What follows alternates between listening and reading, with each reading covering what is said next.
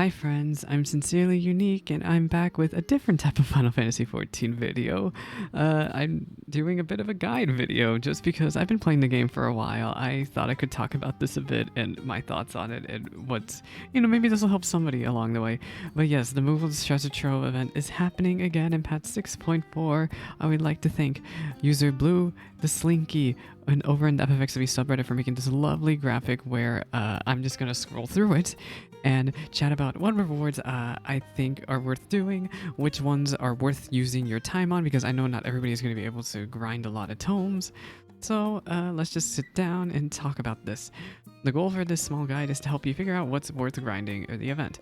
So there's a bit of input from the Slinky here, but I'm just gonna add my input in as well from my endless hours of playing this cursed game. The first reward here is the Porksy earrings. If you do not care for the earrings, obviously this is a pass for you. I unironically really like this earring, so I will definitely be going for this. This is the only way to get it. It is very much possible that one day in a few years from now that they will bring this earring back for a Moogle Tome event, but if you don't want to wait that long, this is the time.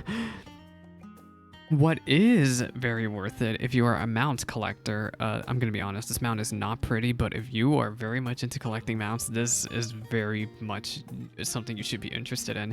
This Magitech Predator mount is 50 tomes. It has rerun in previous tome events, but who knows, this might be the last time, you never know. But it does take a bit to run the dungeon unsynced. You can unsync the dungeon and try to get the mount to drop, but if for the sake of your sanity, if you are a mount collector, get it from this event. I got it from a lucky dungeon drop one day, but again, I feel I can only picture mount collectors being into this at all. Because it's not a pretty mount. What is going to catch anyone's attention, even if they're not a mount collector, is this Ixion mount. Now, not everyone can play 14, at the time they want to, as much as I do anyway. But if you cannot make this fate, even with the Discord pings helping you out, the Ixion fate, I cannot recommend enough going for this Ixion mount. Then it is totally worth your time. Then if you just know that you're not logging in enough that you're gonna see the Ixion mount drop at all, then it costs 50 tomes, exactly the same as the Magitech Predator. And even if you're not into mount collecting, I think this is gonna be catching a lot of people's interest, especially if you played Final Fantasy X like I have. There are other ways of getting it by like running Unreal or getting lucky with Wondrous Tales, but there are much better uses of those faux leaves and those gold certificates that you can use other than the Ixion mount. It is much more worth it to get it through the Fate itself or through tomes. You do have to clear the Fate 2 times, I believe, the Ixion Fate. So there is plenty of Discords out there. For example, Centurio hunts, Ether hunts, I don't know, that will, if you look into them, they will ping you when the fate is up if you really are interested in getting it through that way and not through your tomes. Another mount that's worth considering is this Megalotragus horn, which normally you would get with 8400 Skybuilder scripts or through Gil in the market board, which is what I did yesterday because I saw it was going for only 600k over on Primal. That much gil is really not a lot to me, especially for a mount that is this much of a pain in the rear to grind. Those Skybuilder scripts take a while to grind, especially 8,000. There's much better stuff to be spending your gil on, especially the monkey mount. I forget if the monkey mount was ever up for tomes. I think it was. Someone can correct me on that. I can't remember everything. But if you absolutely are trying to be as efficient with your tomes as possible, you can totally spend gil on this instead. I imagine that this is going to tank in price on the market board during the tome event, so I would really keep your eyes out on the market board for this mount during the course of the event. You never know, it'll probably tank in price very quickly or towards the end as the patch approaches. Another thing that tanked in price even before this tome event started it was this orchestrion roll for the long fall. This is the theme for the twinning if you've been to that optional Shadowbringers dungeon. If you haven't, what are you doing? If you finished Shadowbringers, go check out this optional dungeon. It's amazing. But yes, ever since it became available through Eureka Orthos as a patch 6.35, the price of this has tanked on the market board. It's going for like, oh my gosh, I want to say 100k on Crystal. Like, it's super cheap. I would recommend looking into buying this and not wasting your tomes on it. One thing I do recommend though is this hair, the Girabanian plate. I actually got this at some point in Heaven on High because I was going up the floors with my friends and sold it off for a good amount of gil, but it is not a guaranteed drop. It took us a few runs up to floor 100 before I saw this drop, and we weren't even going for the hair. We were just trying to clear. But the hairstyle is currently not available on VR on Hrothgar, but you never know. One day it might appear in the patch notes that this hair indeed is working on VR and Hrothgar, so something to keep in mind. If you do not have the gil for this, I have no idea how much it's going for. I would have to check the Coupobot or Universalis, but I'm pretty sure if you absolutely don't want to spend the tomes on this and you have gil to spare for some reason, to just get it through gil. Or if you're for some reason gonna run Heaven on High someday, just wait until you go up there. You never know, you might actually encounter it on your way up to the top floor, or the Dodo Mount. This emote is actually, if you're into crafting, I would recommend just getting this emote from the Firmament. You can get it from the market board, but it's actually a lot more expensive than it's worth. I think it's going for like 200k, 300k? I just checked the market board for this yesterday too. I should have written down the prices, sorry. But I can check actually. Let me pause the recording. Okay, at least on my server, it's going for like 400k. It is just not worth the gil. It might tank in price a little bit during this event. So this is another one of those things I would recommend just waiting to see if price drops during the said event. It is 30 tomes, and let me tell you, down here below, you can already see something that's a lot more worth spending 30 tomes on. And that is the ostensibly special time-worn maps. They once again return. They've literally been in every single patch since 5.55. Since Endwalker, actually, like the Moogle Tomes event we had right before Endwalker. This is the only way you can get them. It is a guaranteed level 80 portal, and let me tell you, those Shadowbringers maps, I just ran some last week with my friends in Coworland. I made a million gil, I'm pretty sure, because I made 500k just from the map itself, and I got a lumber that I sold for 600k. So this is totally worth your time if you have nothing else to spend your tomes on.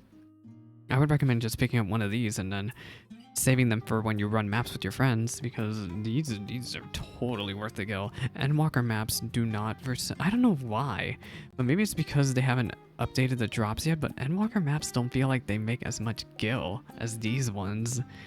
So if there's nothing from the Endwalker maps you really want, I want the tonic, but good luck getting that drop. So instead, we've been running Shadowbringers maps because that's where the real money's at. I think this earring's misspelled. Keycurn. The Keycurn earring I actually got for some reason. I was looking through my inventory, searching, right? And for some reason I have this, even though it's not been on Moogle Tomes. This drops from a Fate chain over in the Dravanian hinterlands. And if I remember correctly, this Fate chain has a really short cooldown. So, if you have a couple of hours to spare, I would just wait to see if this Fate pops for you. Like, I think there might even be discords that ping for this Fate too, but it has. I swear this Fate has a really, really short cooldown, because I remember farming for the memories, the Shadowbringer relic weapon memories, right? And I remember this Fate appearing more than once for me, so I would not recommend spending tomes on this, is what I'm trying to say here. The only way you can get it outside the event is the Fate chain, and honestly, if you're not going to get the Porksy earring, I don't expect you to be getting this earring either. I just do not recommend using the tomes on this. I also don't recommend using the tomes on these.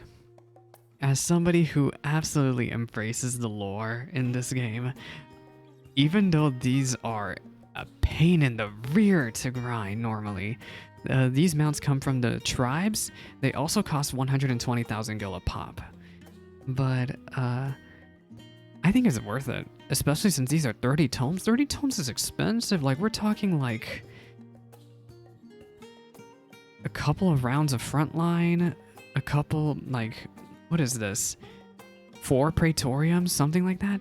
It's absolutely it's an expensive use of your tomes because these tomes take a little bit of a while to grind. Like, in an hour, you can probably only get, like, depending on what you're running. I'm gonna talk about that in a second, by the way. You can only get like 15 an hour if you're doing it like casually. I would not recommend going willy-nilly with your tomes here. And, oh, these are a Realm Reborn Primal mounts. This one is super easy to unsync. Just grab a summoner friend, let them do their opener, and that one's an absolute joke. 30 tomes is totally not worth the price of this thing. 30 tomes is worth the price of this thing, though. This one has a ridiculous drop rate. Literally, I run this for Wondrous Tales every once in a while.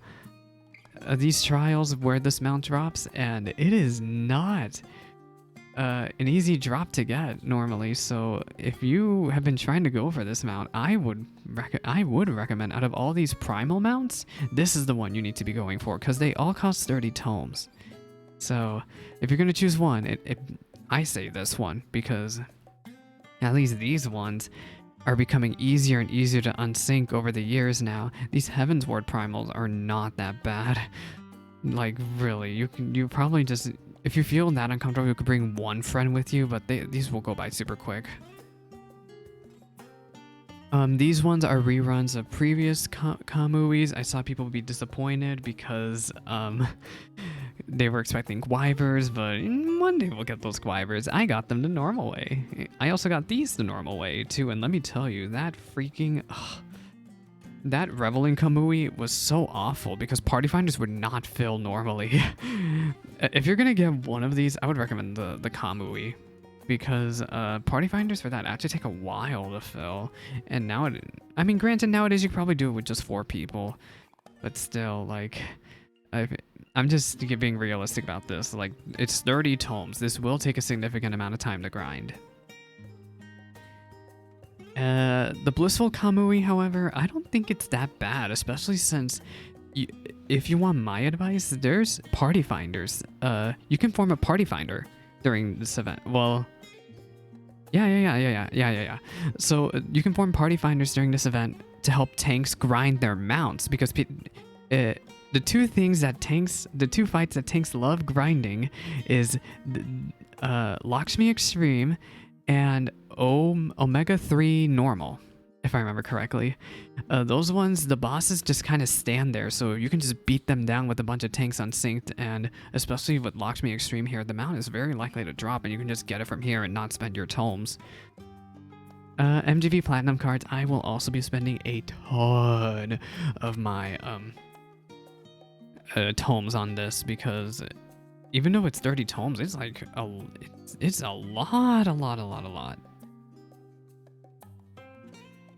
But yeah, if you have leftovers, or if you're really going to be spamming this with Blue Mage, or doing a bunch of PvP like I will be doing, this is a very good tome sync, if you will. A very good thing to dump your tomes on. The furniture is not a good thing to dump your tomes on. Not only can it be bought on the market board, but the ingredients and the level of crafting you need to make these is an absolute joke. It is not worth your 20 tomes. Let's put that into perspective, shall we? I need to open up the freaking Moogle Treasure Trove. Mendacity? Are we on Mendacity now? I have not been. Gosh, when they put in Allegory, I'm gonna feel like a boomer. Anyway, where was I? Oh, yeah. So this is 6 runs of Copied Factory. Which... is that really worth your time? Or, let's see, 15 runs of Alexander on Blue Mage, which would take you half an hour. I would rather... my advice to you is do not waste your time on your tomes your tomes, which is equal to your time. Don't waste it on this furniture. Okay, next page. Another thing you should not waste on is these Bone Wicca armors. They are 15 a pop, which doesn't sound too terrible. These are chess pieces, by the way. One thing I want to make clear is these are indeed chess pieces, and only the chess pieces. There is a reskin of these in the level 81 Endwalker dungeon. So, and those have a guaranteed drop. So if you just keep spamming that dungeon as the role you want the chess piece for, eventually you're going to get the chess piece.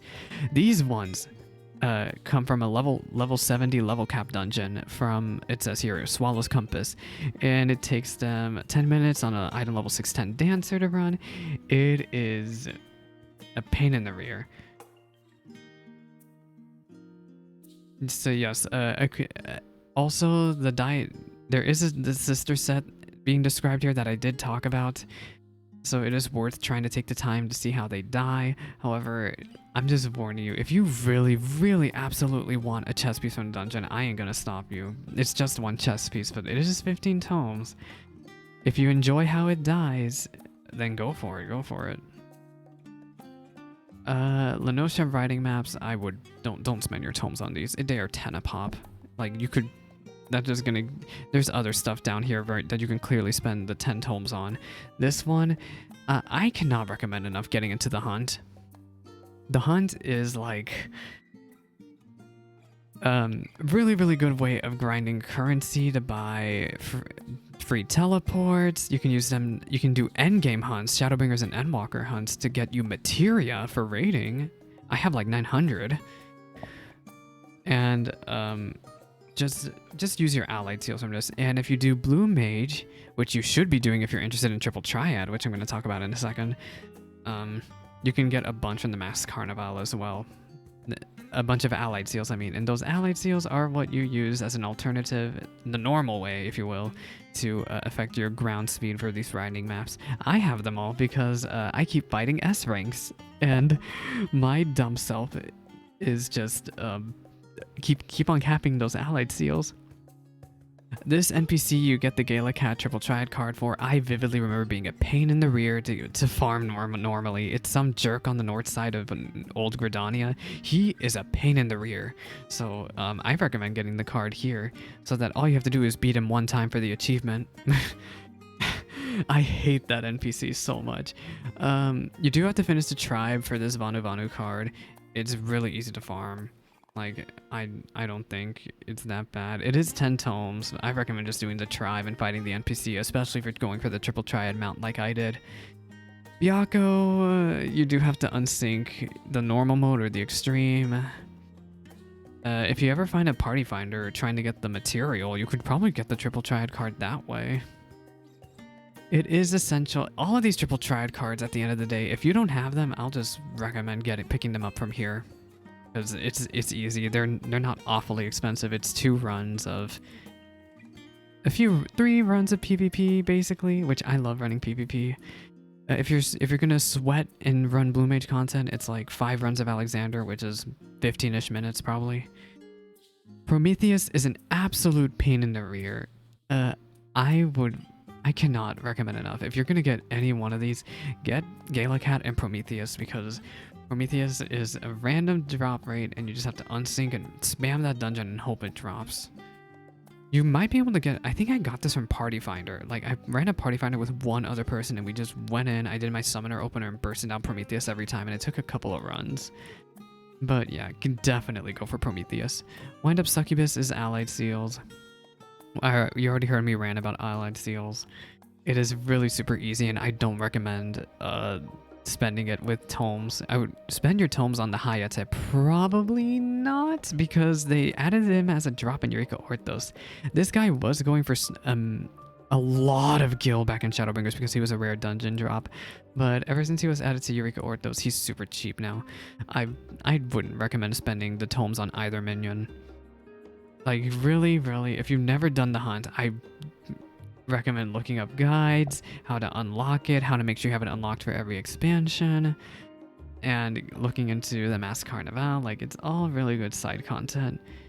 You already know my opinion on the tribes. If you absolutely for some reason love the music but don't want to do the tribes, I guess you can do this, but really just go do the tribes. It's really good side story content.